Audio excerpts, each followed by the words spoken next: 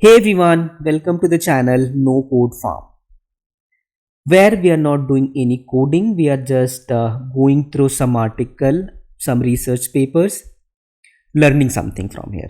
Okay, so topic for this video is one of the engineering blog that is published by Zendesk.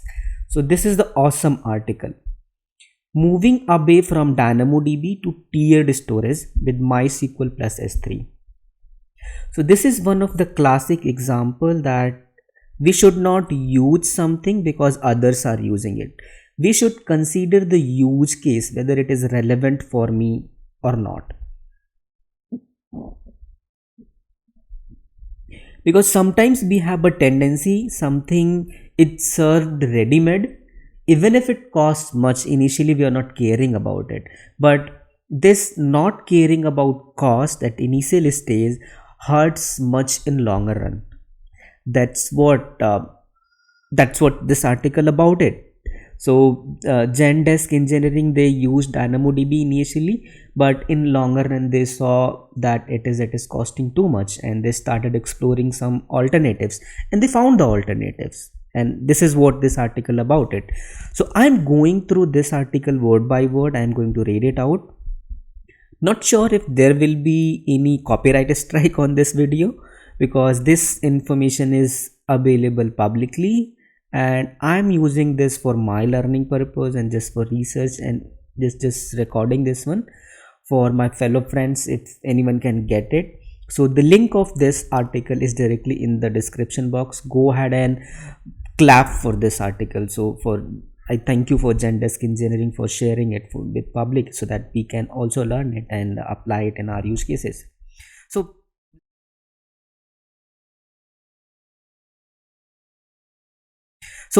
let's go ahead and read it out.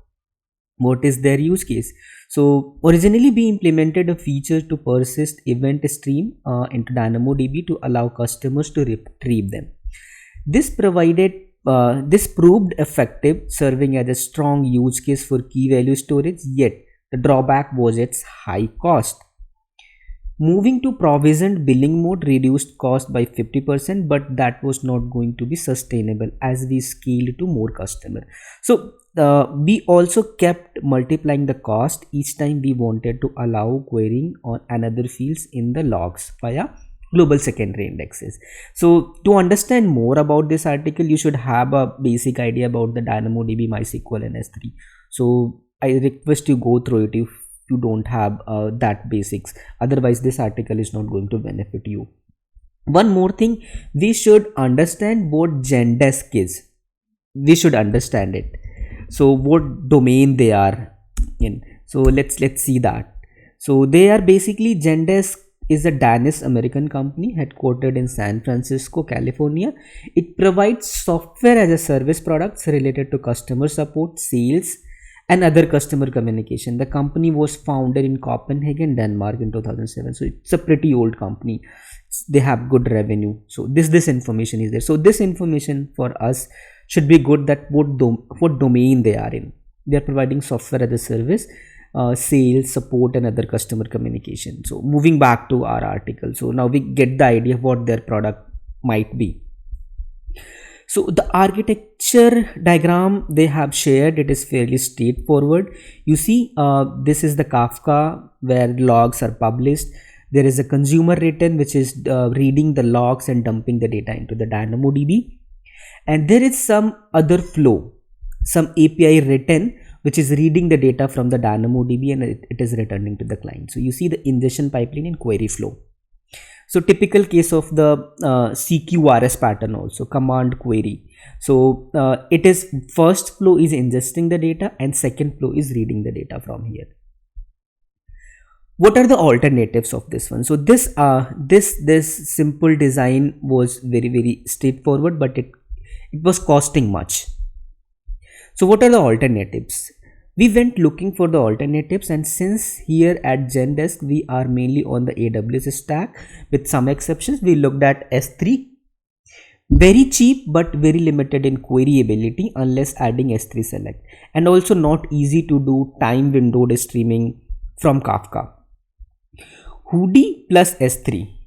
We use Hudi, Hudi. So I'm sure, not sure I'm pronouncing it correctly, but this is how it is, Hudi, in our existing data lake, but it would have delayed data 24 hours and would have complexities to manage and debug.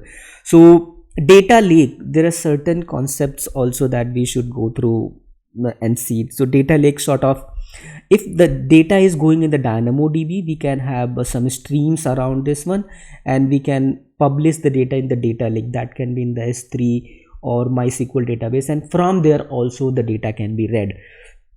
But what was the problem there? There was delayed 20, that data was not the real time. There was delay of 24 hours.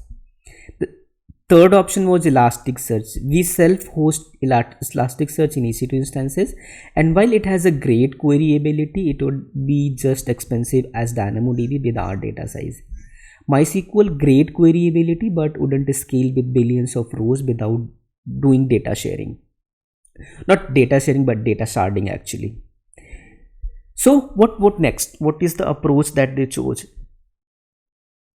Eventually they decided on a hybrid approach to get the best of both worlds. This was to use MySQL to write the logs from Kafka and periodically upload the data to S3, and to allow removal of the data from the MySQL to prevent overwhelming the database. So there is periodic cleanup, so that data in the database is not going to be huge over time. So what was the advantage? Cheaper than DynamoDB, S3 is dirt cheap, and Aurora MySQL costs don't scale as badly as DynamoDB with data growth. Easy to query the data, really easy in MySQL, but S3 select is good too. Reasonably performant to serve up API requests for data. So this is the new architecture. That's how it looked like. So there are three colors now: red one ingestion pipeline, blue one is snapshot pipeline, and green one is the query pipeline. So let's go through Kafka log. So again we have Kafka logs. There is a consumer is writing the data now in the MySQL buffer table. There is one buffer table where it is writing the data, ingesting the data actually. So second comes the snapshot. So periodic uploader. So what it is doing, it is reading the data from the buffer as well as from the metadata, and it is uploading that data to the S3.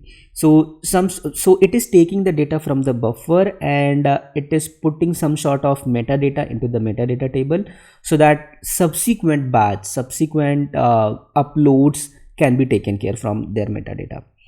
So, and it is putting, so you see the periodic uploader is reading the data from buffer and metadata and putting the data into the S3. And the third one is the DB cleaner. So database cleaner job is cleaning up the data from the buffer, whatever data has been put into the S3. So this way, this buffer database table is not going to be too long during the time, throughout the time, because there is periodic cleanup happening around this. And for reading, there is a browser API server is there, which is reading the data from the metadata and S3. So it is taking the combination of the metadata and S3. So tiered storage concept like MySQL, S3, they are using both of this. So this is what the steps are there. Like we pick the logs from the Kafka ingestion format. These are written to the buffer table in MySQL. Every hour a background job kicks off that reads from the metadata table to see what the last row we uploaded to S3 was. This job reads batches of 10,000 logs from the buffer table and uploads them to S3 file. The job also writes an entry back to the metadata table for each S3 file uploaded to store the S3 path. The number of logs in the file, its last log ID, and also the last time stored in that file. So this is how structure of the metadata looks like. This continues until all rows in the buffer table have been uploaded except the last 5 minutes of data to prevent Kafka late deliveries causing ordering issues.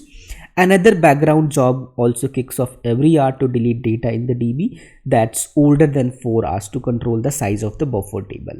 So this is how the new architecture looked like. So see how querying, how the query part happened.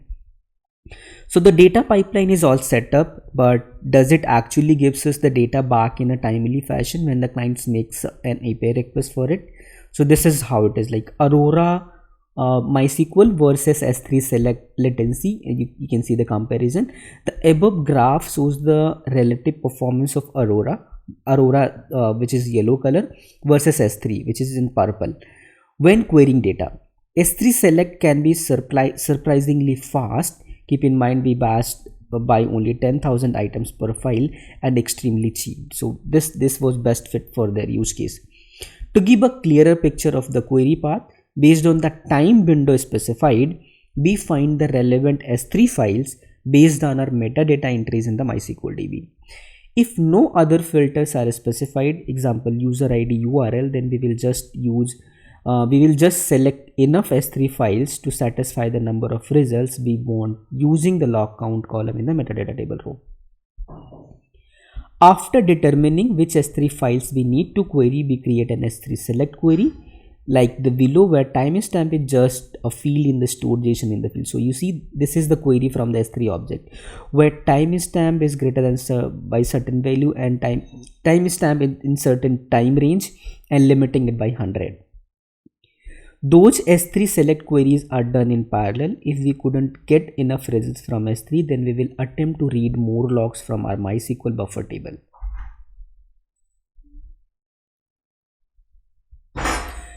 How the optimization is happening around this one. Once they had the above all working, they encountered a performance problem when the client wanted to filter results from by any fields besides the timestamp. So you see, so far query was happening around the time only, but there are other variables, other fields in the logs also that can be queried on.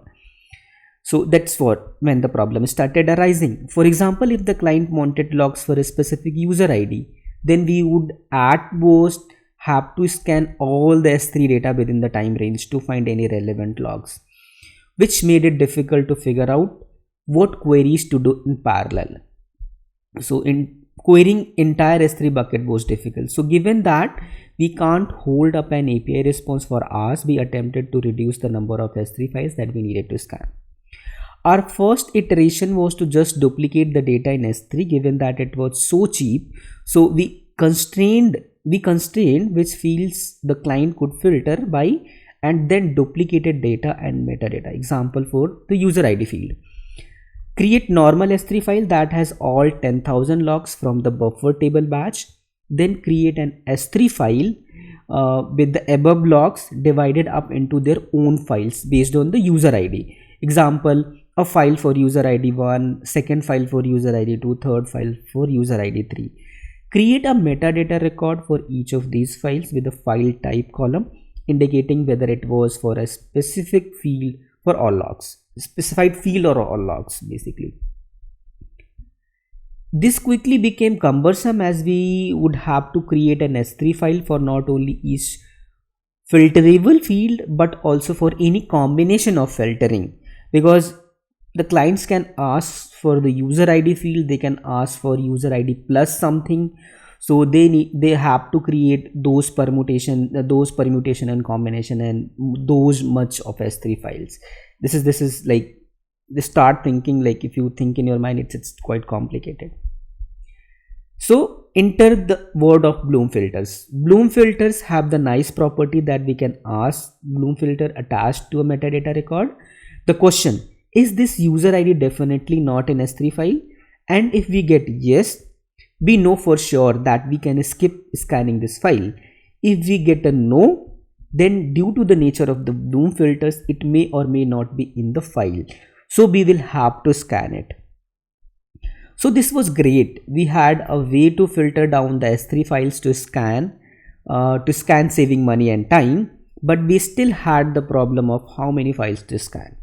If the client doesn't specify a filter, then we had the simple task of just scanning enough S3 files by totaling the log count column.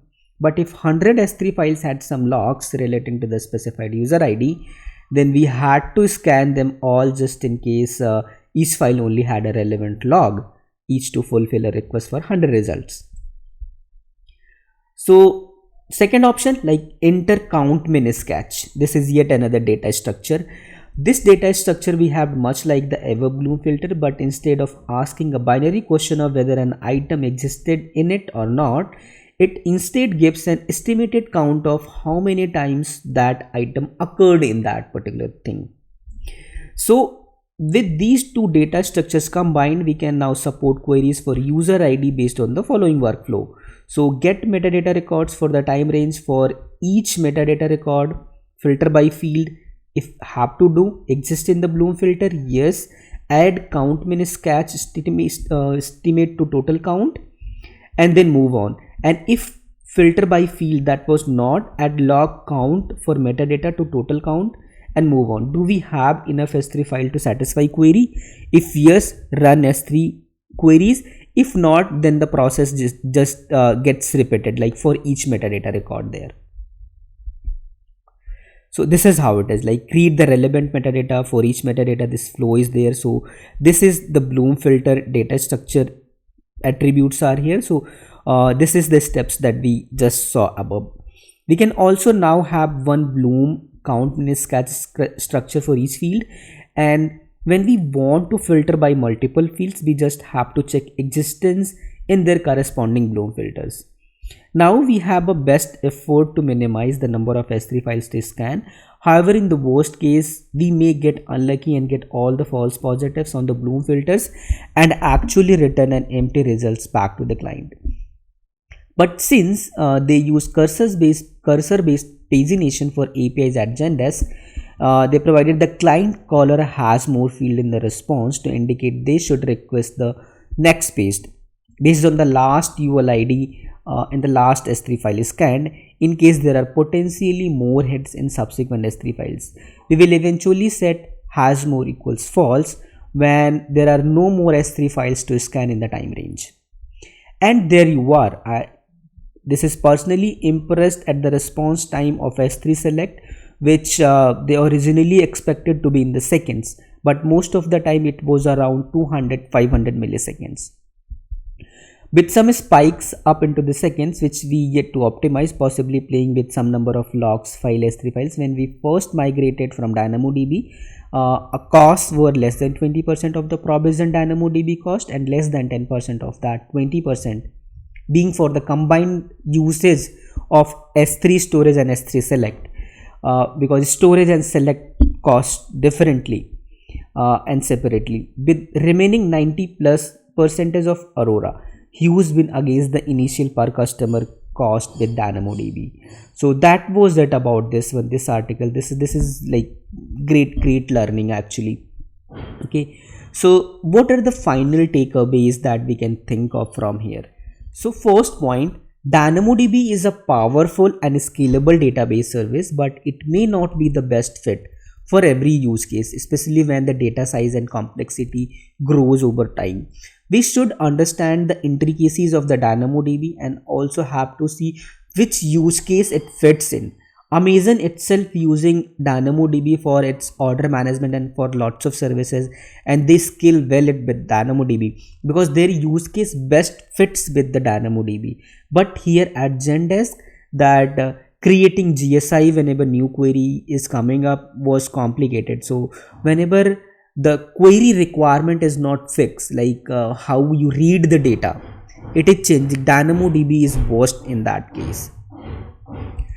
Second is a tiered storage solution with MySQL and S3 can offer a cost-effective and flexible alternative to DynamoDB by leveraging the strength of each storage layer and minimizing the drawbacks. A tiered storage solution requires careful design and implementation, as well as constant monitoring and improvement to ensure data consistency, availability, and performance. Last point is a tiered storage solution can also enable new features and capabilities such as data analytics, backup and restore, and data retention policies as well. So that is the final takeaway that I'm taking actually from this engineering blog that they have shared. Apart from this, they have mentioned lots of things in this one, like Bloom filter, count min sketch. There were like a couple of more stuffs were there, so we should go and explore more about those. right? Delta Lake was there, and what is that? So if you are hearing that first time, go ahead and explore this one. Okay, so that's all about this video. I hope if you have stayed so long, I hope you got something and learned something. Go, I like highly suggest to go through the article, the link of the article that I have given in the description box. Go ahead and check that out.